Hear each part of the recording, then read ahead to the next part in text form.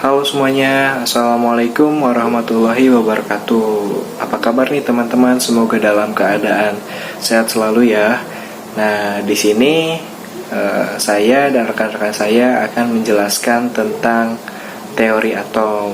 Yang pertama kali akan menjelaskan terlebih dahulu yaitu saya sendiri dan Yudhistira. Yang kedua adalah Firda Nur Hidayati. Yang ketiga adalah Ridho Mardika. Nah, mungkin pertama-tama saya akan membacakan terlebih dahulu tentang perkembangan model atom dan partikel dasar penyusun atom dari kompetensi dasar terlebih dahulu.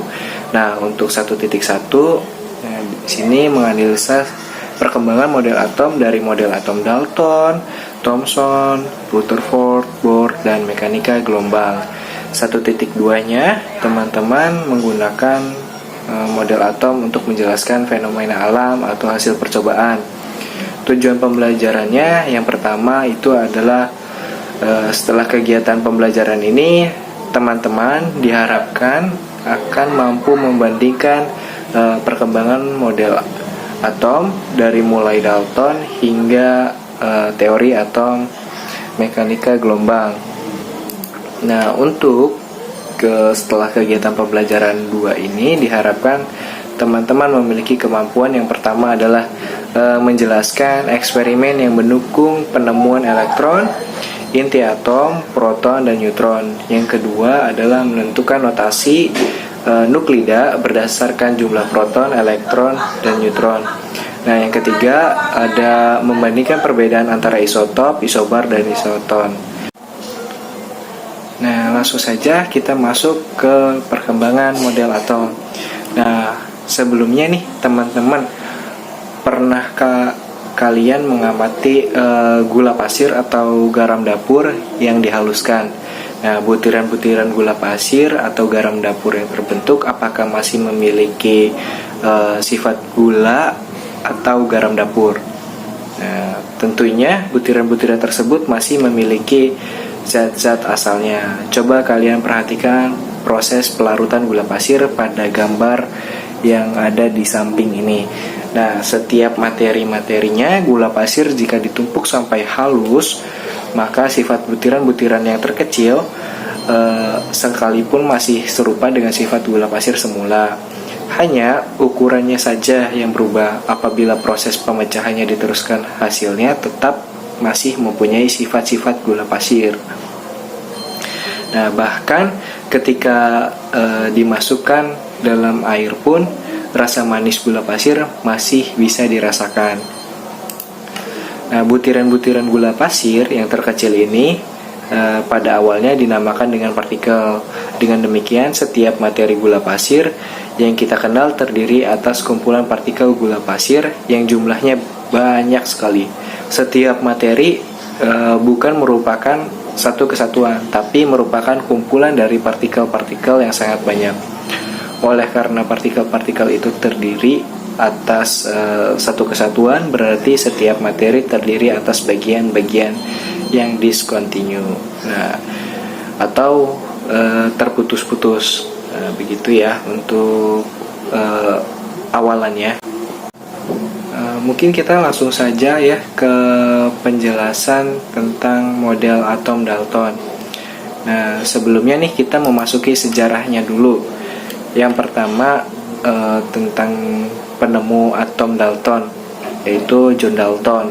Dia lahir pada tahun 1776 dan wafat di usia 1844. Dia adalah seorang ilmuwan yang pertama mengembangkan model atom pada tahun 1803 sampai 1808.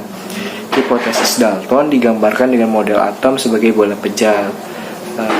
Contoh halnya kalau misalkan dilihat seperti tolak peluru ya. Terus teori atom Dalton ini didasarkan pada anggapan yang pertama, semua benda tersusun atas atom. Nah, yang kedua, atom-atom tidak dapat dibagi lagi maupun dipecah menjadi bagian lain. Terus yang ketiga, atom-atom tidak dapat diciptakan atau dihancurkan ya. Terus yang keempat, atom-atom dari unsur tertentu adalah identik satu terhadap lainnya dalam ukuran, massa, dan sifat-sifat yang lain. Namun mereka berbeda dari atom-atom dari unsur-unsur yang lain.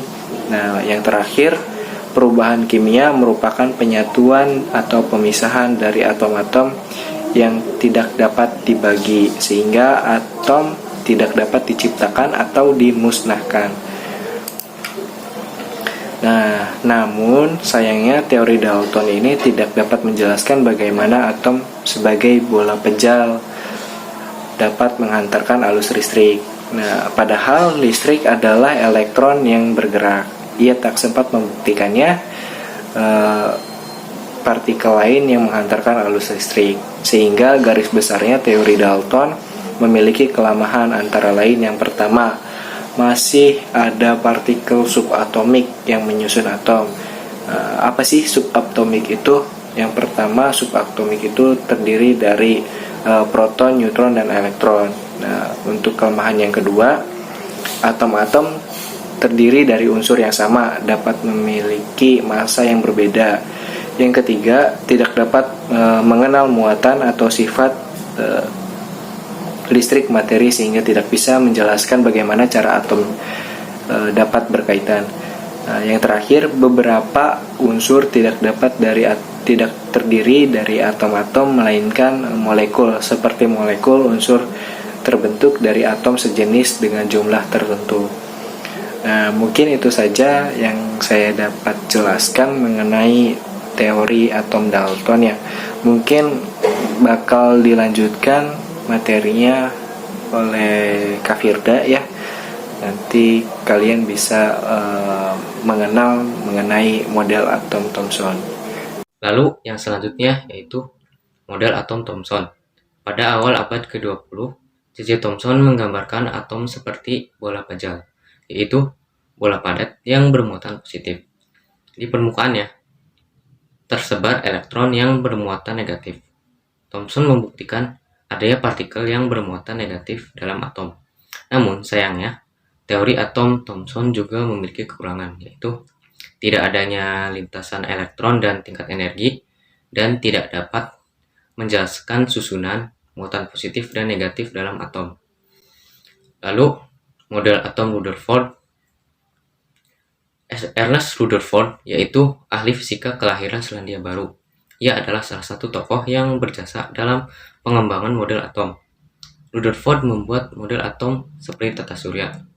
Model atom dalam pandangannya adalah atom adalah bola berongga yang tersusun dari inti atom dan elektron yang mengelilinginya. Lalu, inti atom bermuatan positif. Selain itu, massa atom terpusat pada inti atom. Model ini persis seperti bagaimana planet mengelilingi matahari.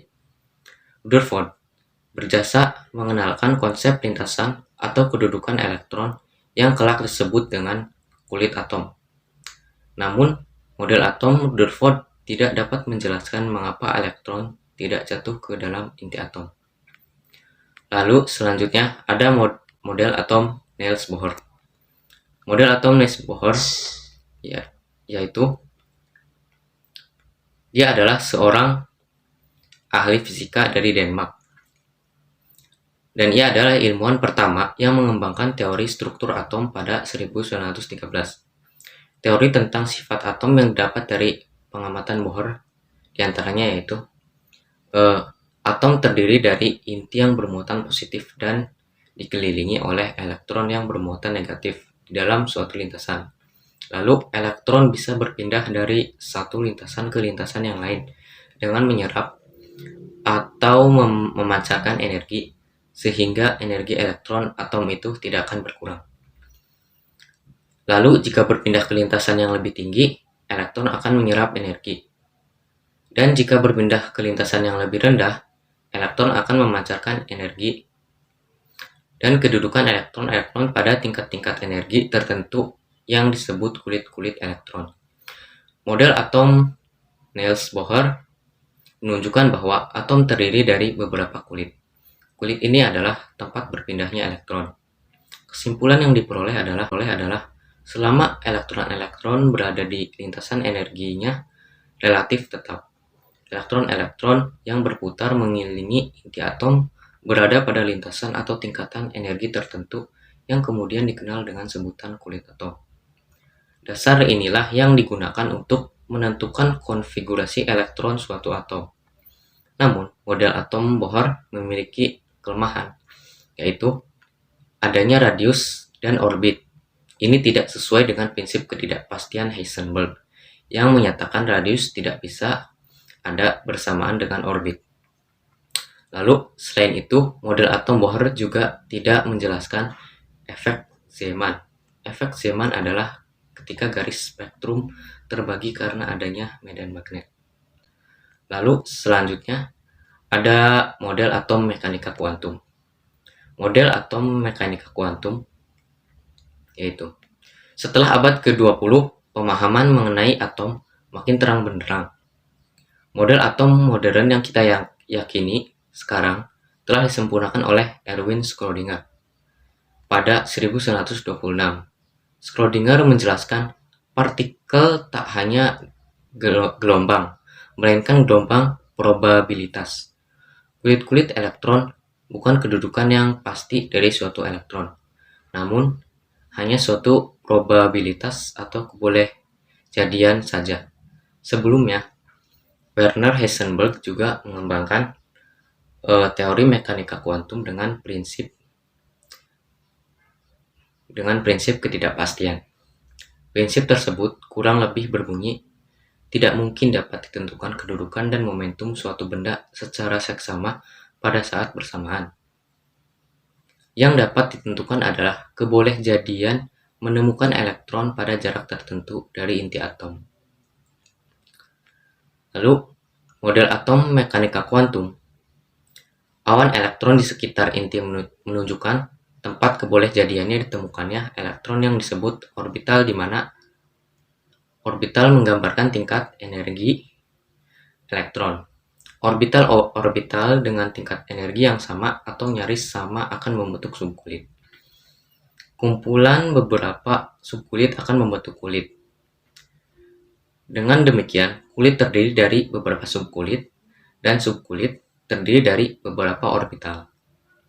Dan model atom dengan orbital lintasan elektron ini disebut sebagai model atom modern atau model atom mekanika kuantum. Partikel dasar penyusun atom. Pada uraian materi, berdasarkan perkembangan atom yang telah dipelajari sebelumnya, terdapat inti atom di dalam atom dan partikel-partikel yang menyusunnya. Partikel-partikel tersebut yaitu elektron, proton, dan neutron.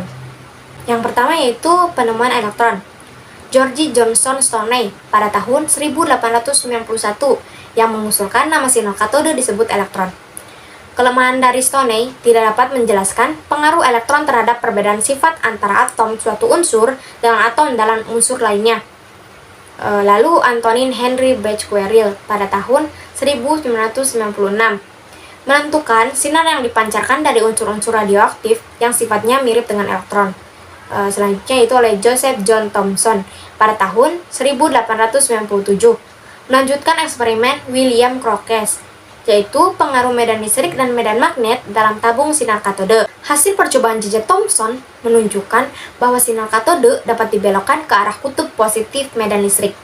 Hal ini membuktikan terdapat partikel bermuatan negatif dalam suatu atom.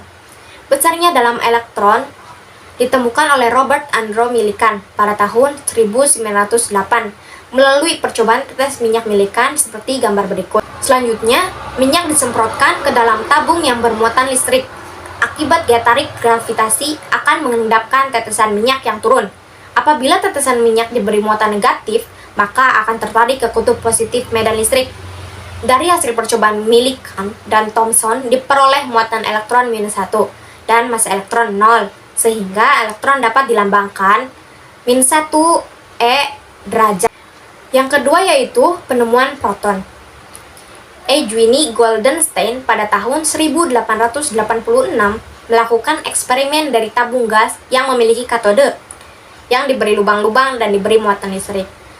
Hasil eksperimen tersebut membuktikan bahwa pada saat terbentuk elektron yang menuju anode, terbentuk pula sinar positif yang menuju arah berlawanan melewati lubang pada katode. Setelah berbagai gas dicoba dalam tabung ini, Ternyata gas hidrogenlah yang menghasilkan sinar muatan positif yang paling kecil, baik massa maupun muatannya. Sehingga partikel ini disebut dengan proton.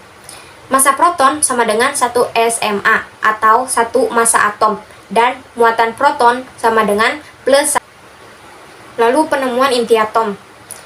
Ernest Rutherford dibantu oleh Hans Geiger dan Ernest Marsden pada tahun 1911 menemukan konsep inti atom yang didukung oleh penemuan sinar X oleh Wissi-Rosen pada tahun 1895 dan penemuan zat radioaktif pada tahun 1896. Percobaan Rutherford, hamburan sinar alfa oleh lempeng Mars. Hasil percobaan ini membuat Rutherford menyatakan hipotesisnya bahwa atom tersusun dari inti atom yang bermuatan positif dan dikelilingi elektron yang bermuatan negatif, sehingga atom bersifat netral. Massa inti atom tidak seimbang dengan massa proton yang ada dalam inti atom, sehingga dapat diprediksi bahwa ada partikel lain dalam inti atom. Yang ketiga yaitu penemuan neutron. Prediksi dari Rutherford memacu W. Bothe dan H. Baker pada tahun 1930 melakukan eksperimen penembakan partikel alfa pada inti atom berilium atau Be dan dihasilkan radiasi partikel berdaya tembus tinggi. Eksperimen ini dilanjutkan oleh James Chadwick pada tahun 1932. Chadwick mengamati bahwa berilium yang ditembak dengan partikel alfa memancarkan suatu partikel yang mempunyai daya tembus yang sangat tinggi dan tidak dipengaruhi oleh medan magnet maupun medan listrik. Partikel ini bersifat netral atau tidak bermuatan. Partikel ini kemudian diberi nama neutron dan dinamakan dengan seperti lambang yang ada di dalam teks berikut. Sifat-sifat neutron adalah yang pertama, tidak bermuatan karena sinar neutron dalam medan listrik ataupun medan magnet tidak dibelokkan ke kutub positif dan negatif. Lalu, mempunyai massa yang hampir sama dengan massa atom, yaitu 1,675 dikali 10 kurangi 24 gram atau 1,0087 SMA atau satuan massa atom. Lalu, ada isotop, isobar, dan isoton. Isotop adalah atom-atom yang memiliki nomor atom yang sama, namun memiliki massa yang berbeda. Dengan kata lain, sebuah unsur yang memiliki jumlah proton dan elektron sama dapat memiliki jumlah neutron yang berbeda. Lalu ada isobar. Isobar adalah unsur atomnya berbeda, namun memiliki nomor massa yang sama. Dan yang terakhir yaitu isoton. Isoton adalah unsur-unsur berbeda, namun memiliki jumlah neutron yang sama. Nah, gimana nih teman-teman yang tadi dijelaskan oleh rekan-rekan saya mengenai atom? Nah, mungkin di sini ada latihan soal buat teman-teman ya. Nanti tinggal di screenshot saja soal-soalnya untuk latihan teman-teman ya, untuk pemantapan materi yang disampaikan oleh rekan-rekan saya tentang teori atom. Itu saja mungkin yang dapat kami jelaskan. Sebelumnya terima kasih. Jangan lupa like, comment, dan subscribe. Nah, jika ada pertanyaan silahkan komen di kolom komentar. Oke, terima kasih ya teman-teman. Wassalamualaikum warahmatullahi wabarakatuh. See you next time.